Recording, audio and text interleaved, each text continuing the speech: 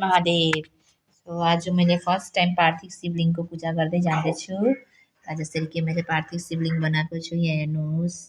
अनि यहाँ पञ्चामृत रेडी छ, फुल रेडी छ, फल फ्रुट 5 फ्रुट्स, घिउको दीपक छ, बाती छ, सुबुको बाबाको लागि रुद्राक्ष छ, अर्को त्यहाँ पार्वतीजीको लागि घिउको दीपक रेडी छ। अनि यहाँ सामग्री सबै रेडी छ, सबै रेडी छ। हेर्नुहोस्, अबिरहरू छ।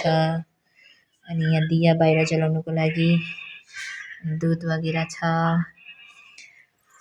अनि यहाँ हेर्नुहोस्, मैले सजाएको बाहिर आफ्नो बरन्डामा यसरी गरेर मैले सजाएको छु। आज बरन्डामा यहाँ दिया लाउँछु।